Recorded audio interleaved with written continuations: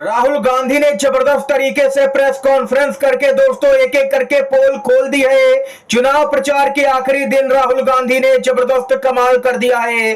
पूरी खबर जानना आप लोगों के लिए बेहद ही जरूरी है। और वहीं उद्धव ठाकरे का बड़ा बयान आया है। सत्ता में आते ही अडानी की उल्टी गिनती शुरू हो जाएंगी। जो कुछ भी अडानी का है सब यहां पर जब्त होगा। जी हां दोस्तों, बड़ा ऐलान किया गया है उद्धव ठाकरे की तरफ से। और वहीं आप लोगों को यहां पर बताएंगे चुनाव आयोग को आखिरकार यहां पर भाजपा पर कार्रवाई करनी ही पड़ गई है। इसको लेकर के अपडेट आ रही है दोस्तों। बात होगी यहां पर वीडियो में भाजपाई खुलेआम पकड़े गए हैं महाराष्ट्र में पैसे बांटते हुए। इसको लेकर के भी ताजा अपडेट है, एक एक करके चलेंगे दोस्तों। हर मुख्य समाचार आप तक आगे इसी वीडियो में पहुंचाएंगे, खबरों में बढ़ेंगे। उससे पहले दोस्तों, अगर आप लोग भी राहुल गांधी और कांग्रेस पार्टी के समर्थन में खड़े हैं तो अभी इस वीडियो को लाइक कीजिएगा दोस्तों, और कमेंट बॉक्स में hashtag we support Rahul Gandhi जरूर ही कमेंट कीजिएगा। सीधे खबर की तरफ बढ़ते हैं। पीएम मोदी के एक हैं तो सेफ हैं के नारे पर राहुल गांधी का बहुत बड़ा हमला। धारावी और अडानी का नाम लेकर के घेरा है पीएम मोदी को।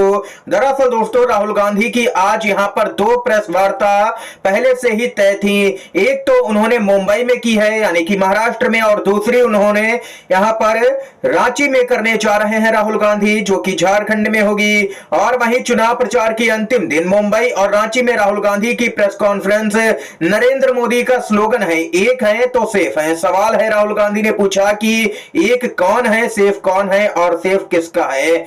एक नरेंद्र मोदी है, अडानी अमित शाह हैं और सेफ अडानी है। वहीं इसमें नुकसान महाराष्ट्र की जनता का है, धारावी की जनता का है। ये यहां पर देख सकते हैं कि नेता विपक्ष राहुल गांधी जबरदस्त तरीके से हमलावर नजर आए हैं। उन्होंने कहा है कि लाखों करोड़ रुपए के प्रोजेक्ट यहां पर गुजरात चले गए हैं।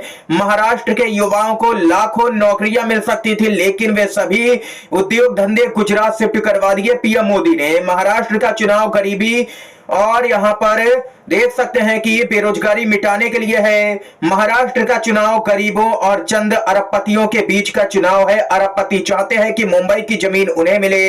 करीब 1 लाख करोड़ रुपए एक अरबपति को देने की तैयारी है। कांग्रेस पार्टी की सोच है कि महाराष्ट्र के किसानों, गरीबों, बेरोजगारों की मदद हो।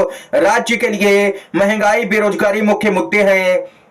महिलाओं को हर महीने 3,000 रुपए देंगे। महिलाओं को फ्री बस की सुविधा मिलेगी। किसानों का 3 लाख रुपए तक का कर्ज माफ हो गया। सोयाबीन पर 7,000 रुपए प्रति क्विंटल मिलेगा। प्याज के किसानों के लिए यहां पर फेयर प्राइस कमेटी होगी। कपास के लिए फेयर एमएसपी होगी। महाराष्ट्र में जातिगत जनगणना होगी। 25 लाख रुपए तक का स्वास्थ्य बीमा मिलेगा। बेरोजगारों को हर महीने 4,000 रुपए की मदद। 2.5 लाख सरकारी नौकरियां देंगे। ये यहां पर दोस्तों देख सकते हैं कि राहुल गांधी ने पोल ही खोल दी है पूरी तरह से पीएम मोदी और भाजपा की महायुति सरकार की। अगर आप लोग भी मानते हैं कि महाराष्ट्र में एनडीए की सरकार बनने जा रही है प्रचंड बहुमत से, तो अभी इस वीडियो को लाइक कीजिएगा। अगली अपडेट की तरफ बढ़ते हैं दोस्तों। खबर आ रही है महाराष्ट्र से ही, जहां पर उद्धव ठाकरे का बड़ा बयान।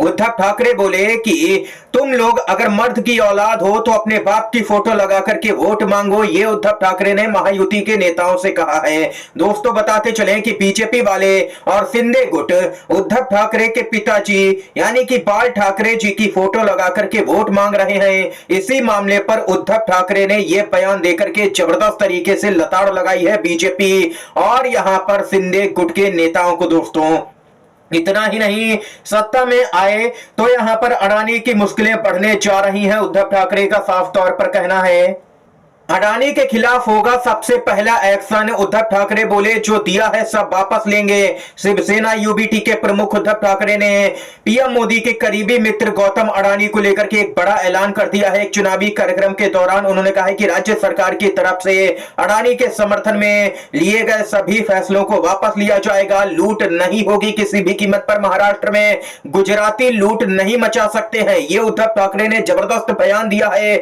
और साफ तौर पर कहा है कि जो भी दिया गया है सरकार की तरफ से सब कुछ वापस लेंगे। सरकार में आते ही सबसे पहला काम यही किया जाएगा।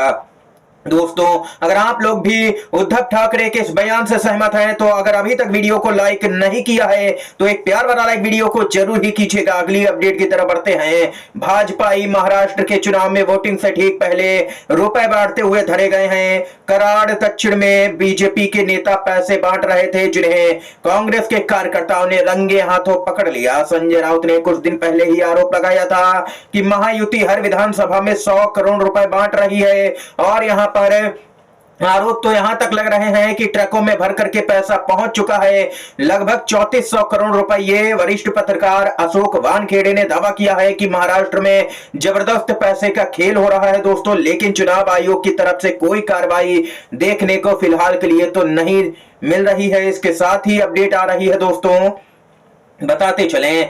रेवंत रेड्डी लगातार चुनाव प्रचार कर रहे हैं। महाराष्ट्र में बीजेपी चुनाव जीतने के लिए देश को भी बांट सकती है। पीएम मोदी बीच चुनाव छोड़ करके विदेश निकल गए हैं। इसका मतलब है महायुति सरकार ने पहले ही हार मान ली है। आज तक ऐसा बहुत कम ही मौकों पर देखने को मिला है कि चुनाव प्रचार चल रहा हो और पीएम मोदी विदेशी दौरे पर हो, लेकिन बीजेपी ने पहले ही हार मान ली है और इस बार कांग्रेस के कार्यकर्ता और महागठबंधन है जो महाविकास आघाड़ी का, उसके कार्यकर्ता पूरी तरह से मुस्तैद नजर आएंगे। स्ट्रांग रूम के बाहर यहां पर डेरा डाला जाएगा, इसकी भी रणनीति यहां पर अंदर ही अंदर तय की जा रही है। कार्यकर्ताओं की लिस्ट बनाई जा रही है, किसकी कहां पर ड्यूटी लगाई जाएगी, यानी कि पूरी तरह से फुल प्रूफ प्लान तैयार है दोस्तों। वोटिंग के बाद भी यहां पर सक्रियता इस बार बनी रहेगी, कोई भी ढिलाई देने वाला नहीं है एमबीए का नेता।